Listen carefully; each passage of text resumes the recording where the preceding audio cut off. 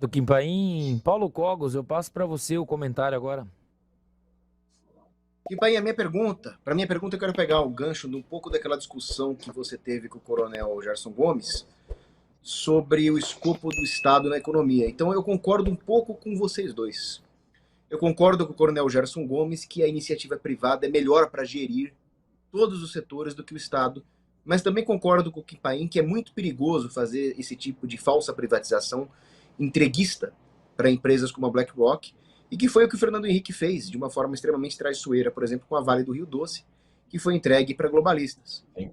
Então, até no debate que eu tive com o Guilherme Freire, eu não cheguei a responder uma pergunta porque os assuntos foram se atropelando, mas eu, como libertário que sou, o que eu faria, por exemplo, se uma empresa como a BlackRock ou, sei lá, o Partido Comunista Chinês quisesse comprar todos os nossos ativos estratégicos? Bom, isso é uma periclitação da nossa liberdade. Periclitação de propriedade privada é crime e não pode ser permitido pelo governante. Isso está dentro do meu escopo libertário. Agora, eu também não defendo que o governo continue controlando, estatizando isso. Eu defendo uma privatização no sentido de desregulamentação e liberdade de concorrência. E justamente coisas como a doutrina ESG ou o risco de que essas empresas depois sejam aparelhadas ideologicamente pelo PT ou mesmo aproveitada pelos políticos para fazer esse tipo de negociatas com interesses estrangeiros, decorre de um regime de estatização. Nesse sentido, eu queria perguntar uma coisa para o Kim Paim. Há um grande risco, e como o coronel muito bem disse, de uma internacionalização da Amazônia, dessa agenda aí, encabeçada pelo terceiro setor, pelas ONGs. Só que essa conversa de internacionalizar a Amazônia vem desde a República Bucheira. E um dos bucheiros, como você muito bem demonstrou, Kim, era o Arthur Bernardes. E o Arthur Bernardes já apontava o risco de uma internacionalização da Amazônia por esses interesses imperialistas. Talvez porque, sendo bucheiro, ele ouviu falar em alguma coisa que as pessoas não tinham ouvido falar. Então já existe esse. A bucha, nessa época e antes de 1930, já falava nesse tipo de coisa? Internacionalização da Amazônia, internacionalizar de forma assim concretos que teve realmente uma movimentação a primeira que eu consegui encontrar foi no caso da Ilha Amazônica, e que foi engraçado porque foi o Arthur Bernardes que peitou a tentativa da Unesco de criar o Instituto Internacional da Ilha Amazônica, e quem o criticou na época foi o jornal O Observador Econômico e Financeiro. Vários jornais o criticaram, mas ele fez uma crítica bem contundente.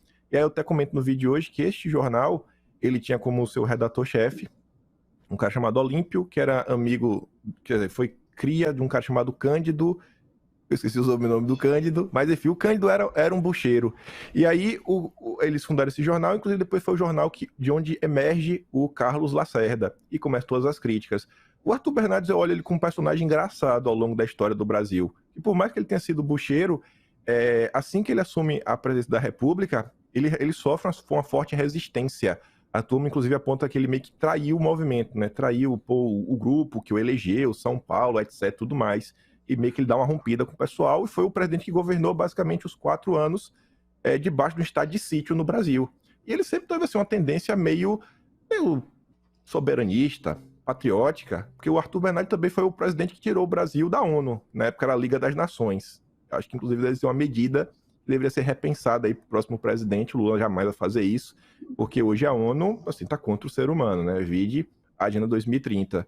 Então, o Arthur Bernardes está aí nesse papel.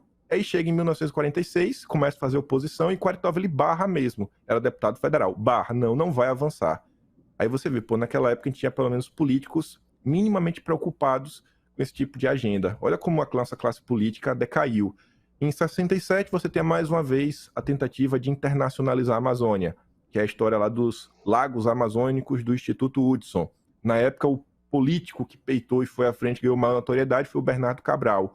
Inclusive, é um constituinte, foi senador da época, era deputado federal pelo Amazonas, do MDB, e peitou, mostrou, era um absurdo. Eles, assim, o Coronel Gerson deve saber até melhor, eu sei que isso é um assunto que se discute muito nas Forças Armadas. Você tem um rio, já é uma espécie de fronteira natural, né? Uma barreira natural. Você começa a dividir o lugar com vários rios, já está ajudando no processo de divisão.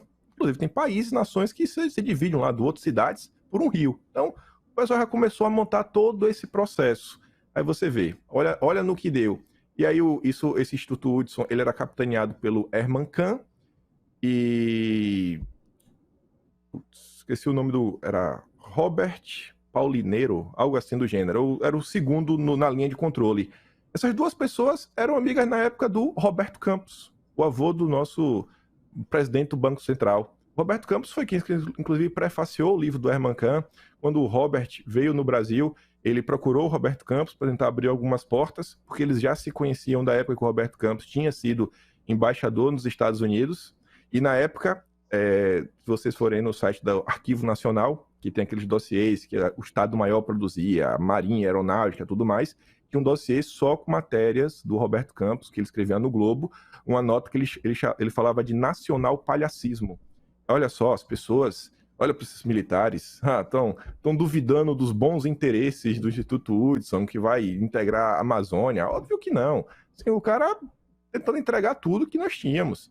E aí, você vai para Estocolmo 72, que já é um desdobramento do Clube de Roma. O Clube de Roma, em 68, vem com aquela história do limite do crescimento, publica o relatório. Esse relatório impulsiona a primeira reunião, né, da ONU sobre o meio ambiente, Estocolmo 72. Vieram com a história da poluição. Não, a poluição é um grande problema, temos que colocar um freio na poluição, não sei o quê. E aí, na época, você tinha um governo militar, patriota, soberanista. Junto à Índia, foram os governos que se levantaram contra as nações desenvolvidas para falar, cara, a gente também tem o direito de se desenvolver. O Brasil precisa de indústria, como a gente precisa até hoje. E a turma vem com o mesmo papo que eles têm hoje. Não, mas o planeta vai acabar. A gente precisa fazer tudo isso junto e misturado, etc, tudo mais. E a turma, não, temos que avançar com isso, Aí você vai para 85, relatório da Brundtland, Gro Harlem Brundtland, que era a primeira-ministra lá da Noruega, que inclusive depois foi presidente do OMS, já foi vice-presidente do Partido Internacional Socialista, é onde surge a primeira vez a história do desenvolvimento sustentável, que você cria o início do arcabouço para duas coisas, a Agenda 21, que virou a Agenda 2030, e a Rio 92. E aí, quando você vai gerando essa Rio 92, começa a vir várias histórias de, olha só, por que a gente não oferece para esses países pobres a negociação, pagamento da dívida com terras? Mas não é qualquer terra, né? São as florestas. Dá um pedaço da tua floresta, a gente quita a tua dívida. Eles começaram com essa história. Começaram com a história de, não, olha só, emissão da dívida, títulos verdes. E você vê o governo hoje, o governo Lula, foi anunciado, sei lá, a partir de... Assim, eles estão falando isso desde o início do ano, entrou para valer em campo. Na verdade, o lançamento foi lá na última viagem do Lula lá para Nova York, lá na ONU. Títulos verdes, títulos da dívida lastreados em critérios SG. Exatamente o que a turma defendia lá atrás. Tudo sendo aplicado hoje em dia. Tudo sendo aplicado do jeito que a turma queria. Então você vê os interesses internacionais sempre avançando, sempre avançando. E aí que entra o ponto que, para responder o Cogos, puxou lá no início, toda essa questão de privatização, e quem estava falando antes sobre um projeto de país. Se a gente não tem um projeto... Olha só, essa turma, com todo o poder que eles têm, com organização, com a imprensa, olha o tempo que leva para eles conseguirem realizar essas mudanças. Se a gente não consegue se unir minimamente e começar a construir um projeto de Brasil com ideias, é o seguinte, ó, vai manter as empresas? Vai. Mas se manter as empresas, cara, tem que ter certeza que o PT não vai poder aprontar. Vai vender as empresas? Vai. Agora, ó, se vender, tem que ter certeza que a gente não vai vender para BlackRock, nem para o Partido Comunista Chinês, ou qualquer outro grupo que não vai trabalhar em torno do interesse do Brasil. Então, a única forma da gente tentar minimamente ficar distante dessa confusão é ter um plano de desenvolvimento nacional. Mas é um plano mesmo, assim, um conjunto de ideias. Fala, cara, minimamente, esse centro aqui, esse núcleo, a gente tem que tentar colocar em prática de alguma forma. De segunda a sexta, às 20 horas, horário de Brasília.